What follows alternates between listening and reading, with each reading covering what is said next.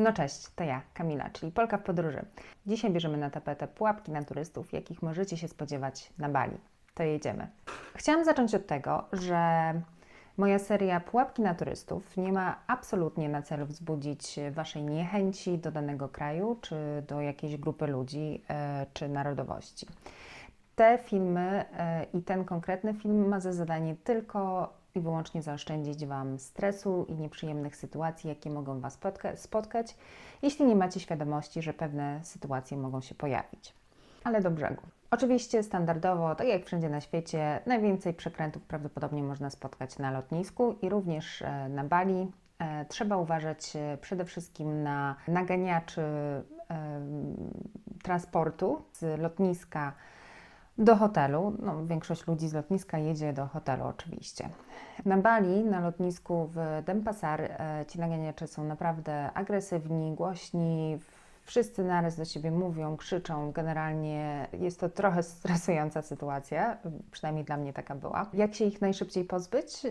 Trzeba mówić, że ma się już zarezerwowany transport. Natomiast z rzeczy praktycznych, jak się dostać do danego hotelu czy do miasta z lotniska?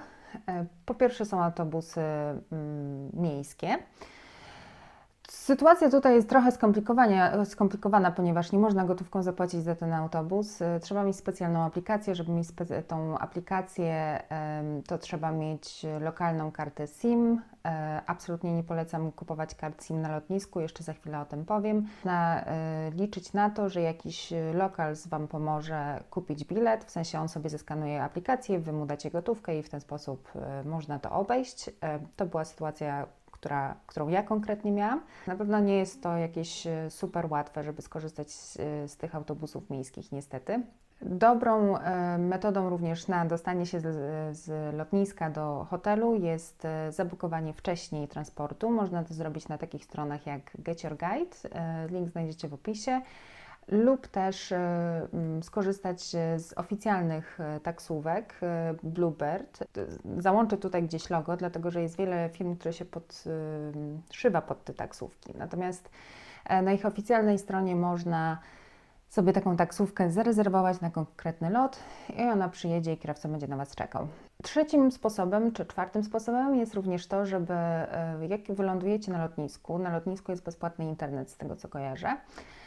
Można sobie, oczywiście wcześniej w Polsce ściągnijcie sobie aplikację Grab i po wylądowaniu na lotnisku sprawdźcie, ile będzie kosztował kurs z lotniska do właśnie Waszego hotelu.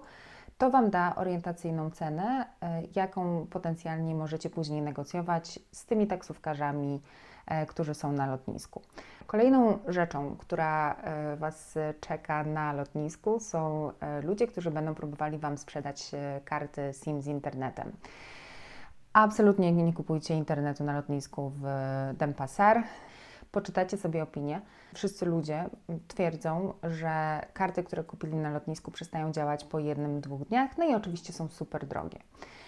Tak więc ja polecam po prostu tą kartę kupić sobie już gdzieś na spokojnie, na mieście. Trzecią pułapką na turystów na Bali jest tak naprawdę całe Bali. W takim sensie, że Bali jest chyba takim najbardziej miejscem pod tytułem Instagram versus reality. Naprawdę chyba nigdzie w mojej podróży po Azji Południowo-Wschodniej nie spotkałam się aż z takim kontrastem tego, co ludzie przedstawiają na właśnie swoich instagramowych fotkach versus to, co później na miejscu można spotkać. A na miejscu można spotkać przede wszystkim tłumy. Liczcie się z tym, że te wszystkie najbardziej popularne miejsca, które wszyscy twierdzą, że trzeba odwiedzić, będą miały po prostu miliony ludzi. W niektórych miejscach się czeka po 2-3 godziny, żeby zrobić zdjęcie, dlatego że na Bali to jest bardzo wszystko zorganizowane właśnie pod takie fotki instagramowe. Tak więc to wygląda w ten sposób, że na przykład jak macie te jakieś tam najbardziej popularne miejsca z huśtawkami, pola ryżowe, huśtawki i tak dalej, to się tam czeka na swoją kolejkę po prostu i naprawdę można czekać 2 godziny na przykład. Te najpopularniejsze bramy Bali Heaven's Gate chyba jest taka, że tam nie ma żadnego jeziora, to jest to odbicie, które właśnie powoduje, że ludzie myślą, że tam jest jezioro i ta brama i to tak wszystko pięknie wygląda. Tego jeziora tam nie ma, to jest po prostu złudzenie optyczne, w sensie fotografowie podstawiają kawałek jakiegoś lustra i w ten sposób uzyskują to złudzenie, natomiast to zupełnie tak nie wygląda, to jest bardzo mało imponujące i absolutnie nie warte godzin czekania w kolejce, żeby zrobić tam fotkę. Ja powiem szczerze, że najfajniejsze miejsca, które znalazłam na Bali, to były takie, które znalazłam kompletnie przypadkowo, po prostu jeżdżąc sobie skuterem po wyspie, z dala od wszystkich tłumów turystów. Pamiętajcie, że Bali to jest całkiem nieduża wyspa, którą zamieszkuje około 4,5 miliona ludności, plus każdego sezonu przyjeżdża, Bali odwiedza około 6 milionów turystów. Tak więc naprawdę te tłumy są. Kolejną taką pułapką na Bali jest to, że za wszystko się płaci. Za pola ryżowe, za wejście na pola ryżowe, dodatkowo się płaci za huśtawki na tych polach ryżowych, za jaskinie, za wodospady, za wejście do świątyń niektórych. Ja osobiście miałam kilka takich sytuacji, gdzie próbowano właśnie ode mnie wydębić pieniądze. Na przykład chciałam się dostać do jednego wodospadu.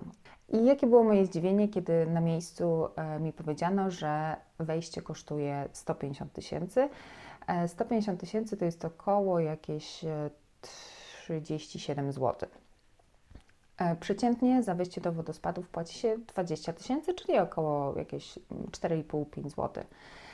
Tak więc się pytam, czemu tak drogo kosztuje ten wodospad? Powiedziano mi, że trzeba wziąć przewodnika, natomiast to, co ja czytałam wcześniej na temat tego wodospadu, to, że tam jest jedna ścieżka, idzie się pół godziny, to absolutnie nie wymaga żadnego przewodnika, jakby nie ma gdzie tam się zgubić, nie ma nic niebezpiecznego i nie wymaga to przewodnika. Natomiast lokalna społeczność postanowiła, że oni ustanowią sobie taką zasadę, że każdy turysta, który chce wejść do tego wodospadu, musi zapłacić te 150 tysięcy. Można nie brać tego przewodnika, natomiast nikt Ci nie pozwoli wejść za tańszą cenę. Kolejnym przykładem jest wulkan Batur. Ten wulkan i lokalna mafia, która jest jakby umiejscowiona dookoła tego wulkanu, robi się naprawdę bardzo, bardzo głośno o tym, ponieważ znowu nie ma potrzeby teoretycznie brania przewodnika, żeby wejść na wulkan. To jest po prostu trekking, idzie się pod górkę jakieś godzinę, półtorej godziny, w zależności od tempa. Wszyscy idą w to samo miejsce, ciężko się zgubić, po prostu trzeba iść za setkami pozostałych ludzi, którzy idą na górę. Jest kilka takich oficjalnych punktów, jakby przez które się wchodzi na tą górę. I właśnie przy wejściu do tego parku znowu lokalna społeczność broni jakby wejścia do tego parku i nie pozwala turystom przejść, jeśli nie zapłacą za przewodnika. To są opłaty rzędu 300-400 tysięcy rupii za osobę, czyli mniej więcej 50-75 zł za osobę. To jest dużo. Za coś znowu, za co tak naprawdę nie trzeba płacić, czy nie powinno się płacić. Kolejnym takim popularnym skamem jest na przykład, są lokalsi, którzy namawiają Was, że żeby wejść do świątyni trzeba kupić od nich sarong, czyli tą taką chustę, którą się obwiązuje wokół pasa, to jest długa chusta, a później w świątyni się okazuje, że sarongi można po prostu wypożyczyć za darmo i się je oddaje przy wyjściu. Warto po prostu pójść do oficjalnego punktu wejścia i się zorientować, jak wygląda sytuacja. Kolejną taką pułapką są oczywiście sprzedawcy uliczni. Nie kupujcie nic od nikogo, dopóki nie ustalicie ceny. Czy to jest jedzenie, czy to są pamiątki, czy to są owoce, cokolwiek byście nie kupowali, najpierw ustalacie cenę, a dopiero później jakby dochodzi do transakcji.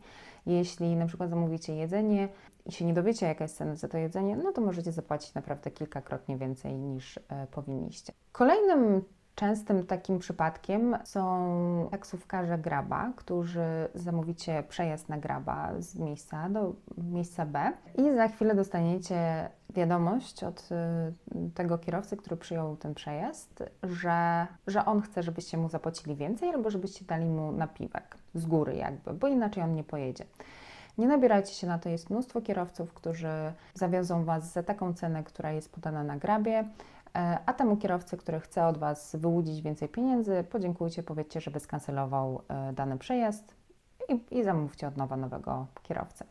Kolejną taką rzeczą, z którą się często spotkałam na Bali, był właśnie Instagram versus reality, jeśli chodzi o hotele i hostele. Często się spotkałam z tym, że na Bookingu zdjęcia hoteli czy hosteli wyglądają super, a później jak się do danego obiektu już przyjedzie, no to widać jakby rzeczywistość i te hotele czy hostele naprawdę są zniszczone. To jest takie jakby rzeczywistość 10 lat później. Tak więc to, co ja zaczęłam robić, jak znalazłam jakieś miejsce na Bookingu, to później szłam na Google Maps, na Google Mapy i tam sprawdzałam opinie i rzeczywiste zdjęcia z ostatnich kilku tygodni czy kilku miesięcy, jak to miejsce rzeczywiście wygląda. Warto sobie posortować te opinie po najnowszych, po pierwsze, i warto poczytać te opinie, które są jakby opiniami nie lokalsów, tylko obcokrajowców,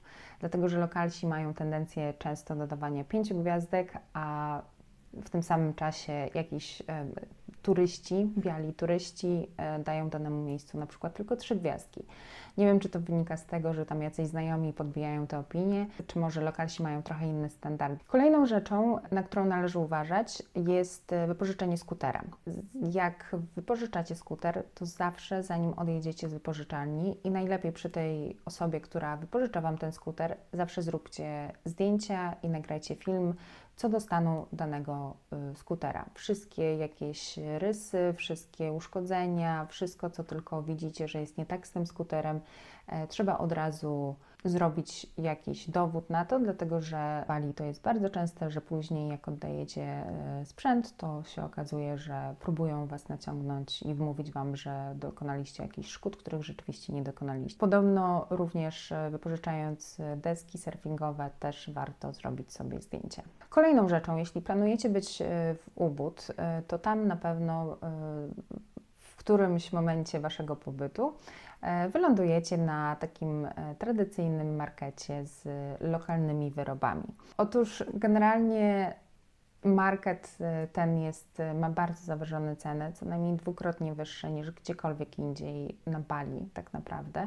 Co do tego, czy te produkty są lokalne, to tutaj też wiele osób polemizuje. Kiedyś być może były, natomiast teraz jest tylu sprzedawców, wszyscy sprzedają to samo.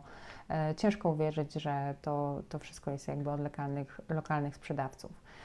Ale zmierzam do tego, że nie musicie absolutnie kupować pamiątek, czy nie wiem, jakichś tam rzeczy, które Wam się podobają na tym konkretnie markecie, dlatego że tam nie ma nic oryginalnego i nic wyjątkowego. Wszystkie te rzeczy, które są sprzedawane na tym markecie, dostaniecie wszędzie indziej w Ubud, a tak naprawdę wszędzie indziej na Bali.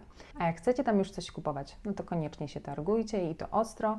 Tak jak mówię, ceny są 2 albo czasem 3 razy wyższe niż gdziekolwiek indziej. I ostatnia rzecz to wypłacenie gotówki z bankomatów. Bali mnie zaskoczyło, w ogóle Indonezja pod tym względem, że wypłata pieniędzy z bankomatów, nie wszystkich, ale z większości bankomatów jest darmowa. Natomiast co do bankomatów, po pierwsze polecam używać bankomatów przy siedzibie banku, dlatego że bardzo często na Bali się zdarza, że bankomat połknie Wam kartę. Jeśli połknie Wam tą kartę właśnie przy siedzibie jakiegoś banku, to możecie iść do banku, powiedzieć, że jest taka sytuacja i prawdopodobnie ktoś Wam pomoże tą kartę odzyskać, po prostu otworzy ten bankomat, a jeśli nie otworzy tego w tym momencie, to jest duże prawdopodobieństwo, że powie Wam, żebyście przyszli na przykład następnego dnia z paszportem, wtedy jakby jest możliwość odzyskania tej karty. Jeśli będziecie korzystać z bankomatu w supermarkecie, to prawdopodobnie nikt Wam nie pomoże. Ja zawsze mówię, żeby jak gdzieś idziecie, to mieć ze sobą co najmniej 2 karty, naprawdę, na właśnie takie okoliczności. Po drugie, jest wiele przekrętów na Bali, jeśli chodzi o bankomaty w supermarketach i bankomaty takie gdzieś tam przypadkowe na ulicy. Oni mają jakieś bardzo takie zaawansowane podobno systemy wykradania PIN-u, kopiowania karty.